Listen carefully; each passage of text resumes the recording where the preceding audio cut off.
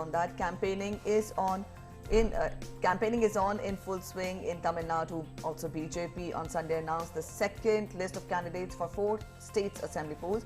Congress too released its list of 86 candidates for Kerala assembly polls. We put this all together for you in this report.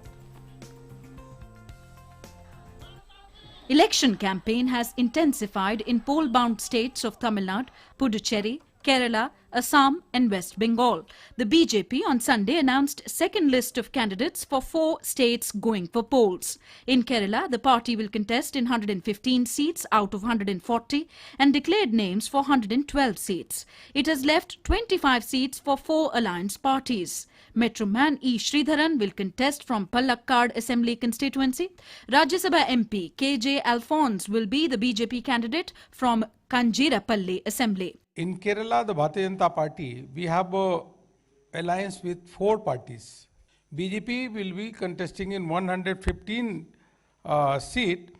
The BJP will contest in 20 seats in Tamil Nadu assembly polls and declared the names of candidates.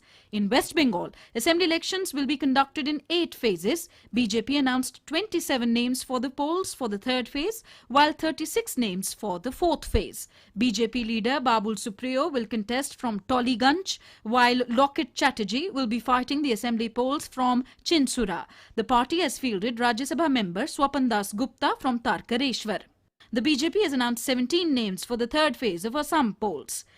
Campaigning is heating up for the assembly polls in the state as senior BJP leaders are addressing back-to-back rallies there. Senior BJP leader and Defence Minister Rajnath Singh addressed rally in Jorhat, while Home Minister Amit Shah was in Tinsukia and Shivsagar. Both leaders appealed to people to vote for the BJP to take Assam to newer heights. Congress Party Rahul Gandhi ji के नेतृत्व में चल रही, मगर उनके कंधे पर बदरुद्दीन अजमल बैठे हैं।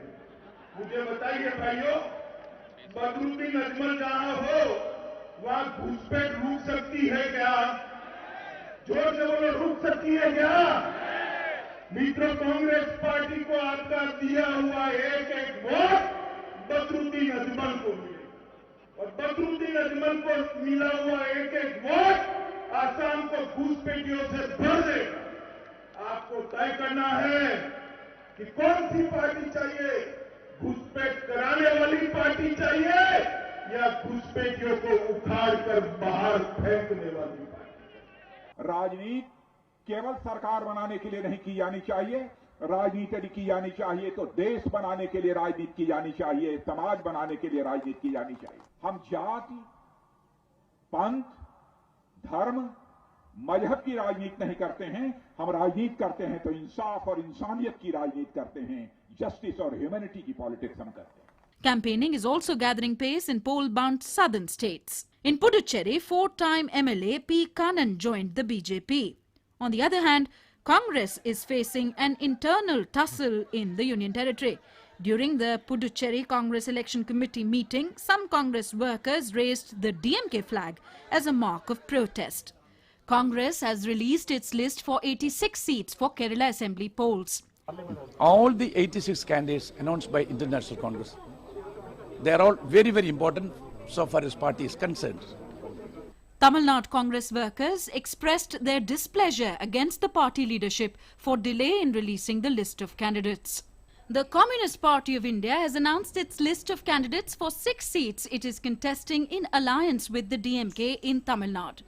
DMK MLA P. Sarvana joined the BJP in Tamil Nadu. Ruling AIADMK has released its election manifesto in Chennai, naming Madurai Airport after Muthuramalinga Thevar, continuation of 2,500 rupees as Pongal gift every year, 50% discount for women in city buses, extending 100-day work scheme to 150 days, 25,000 rupees as subsidy to buy auto rickshaws. Assembly polls in the state will take place in a single phase on 6th of April. Bureau Report, DD India. And for more updates, let's now go across to our correspondents joining us. Yogesh Sheetal is joining us from Assam and Abhishek Jha is joining us from Tamil Nadu. If we can go to Yogesh first. Yogesh, of course, campaigning is intensifying there in Assam. Just bring us up to speed the political developments, the political temperature that's really hotting up ahead of the elections that you're witnessing there on the ground. Good morning, Preeti. Good morning, Nancy. See, I'm in Dibrugarh, which is just located in the bank of Brahmaputra River. As far as campaigning is concerned, you have also rightly said that it has been intensified over the last few days, and also we had seen the marathon campaigning from all the parties, including Congress, including BJP, and also the regional parties. Now, coming to the fact, as far as allegations, as far as issues are concerned, BJP is, just trying to push the main issue of development in the region, and also today, Amit Shah, the Home Minister of India, has also is also scheduled to launch a self-help development campaign, basically by the BJP. From Guwahati, which is the main city in Assam. On the other hand, Congress has issued a 12-point charge sheet in court, and just putting everything that the BJP could not, implement in the state as per the promises made before the assembly election in 2016. So these are the things which are going on the ground. Now, also important points, we had seen that yesterday Rajnath Singh and also Amit Shah, they have addressed a rally today. Also, JP Nadda is scheduled to address a rally in Lakhimpur district. So the main thing that BJP, the senior leaders of BJP are just trying to, share with the people that if the BJP comes to power, return the power, then they will ensure that there will not be further any sort of infiltration or any sort of disturbance in the state, and also has mentioned very significantly that how the government of BJP has successfully managed to, ensure the state to be corruption free, to be infiltration free, to the, any sort of things that the state was suffering before these elections. Also, Rajnath Singh very importantly mentioned yesterday that Tarun Gogoi, who was the Chief Minister of Assam for the 15 years, had not allied with the AIUDF, but now the Congress has just stooped too low, and also Amit Shah also underlined that the party can go to at any length to win the election. So also the party has allied with, also the Congress has allied with the party who don't believe in United India, and who was in fact dividing people on the line of religion. So these are the things that allegations are being made by the BJP. On the other end, we have also heard BJP has, the Congress has said that if Congress comes to power, then 5 lakh employment would be generated. 5 lakh employment would be 5-point agenda basically has been coined by the Congress party, including a hike in daily wages of tea workers, 200 unit free electricity till 200 units, and also not implementing CAA when if Congress comes to power. So these are the agenda, these are the issues that these parties are taking around.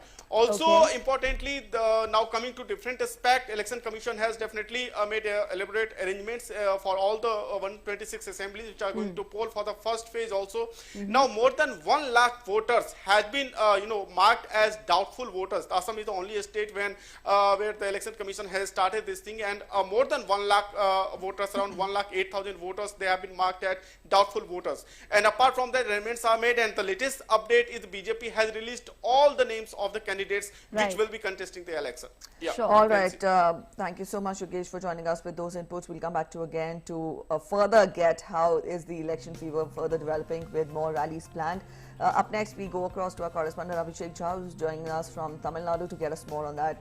Abhishek, we've seen that political temperatures in the state of Tamil Nadu are also brewing up. Spell out more details. What does the day hold ahead for us when we talk of election rallies and political leaders crisscrossing the state to the voters?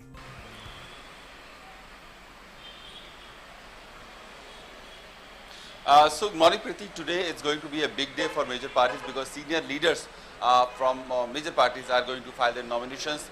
The nomination in the state has started on Friday, but 2 days were the week off.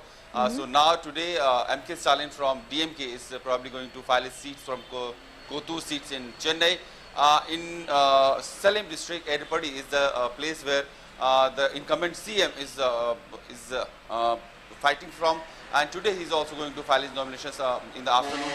So these are 2 major nominations that are going to be filed. Apart from this, the rallies are also planned across the state because AIDMK, DMK, BJP, Congress, both all these parties are trying hard to pitch in for their upcoming election and to garner more and more supports in their favor.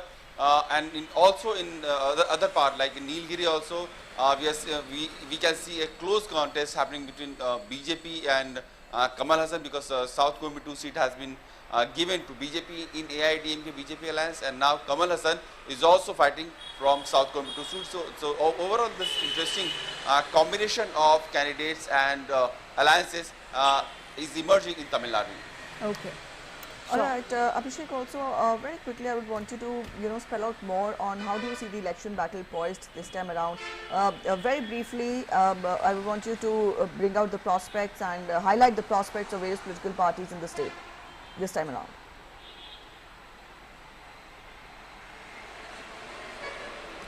So this time around, Preeti, this is going to be an election of proving its own mettle because the Jayalalitha and Karunanidhi factor is absent. This is the first time that they are not directly involved in this state assembly election. However, their memory and their presence is almost felt every day, because all the major schemes and major projects on the from AIADMK or DMK is being named or launched by the name of Karunanidhi or Jayalalitha. So no matter they have left. But the people and they are still very much fresh in the minds of people, and both parties trying to encash as much support and favor in the name of the late leaders. However, DMK is also trying to put strong charges against the ruling government, and it has said that if it is elected to power, it will form a different court, a special court to investigate all the charges of corruption against the AIADMK government and its various ministers. All right, Abhishek Jha, thanks very much for joining us for the moment and sharing as to what really the political developments that are taking place in Tamil Nadu ahead of the assembly elections, and also to Yogesh from joining us from Assam.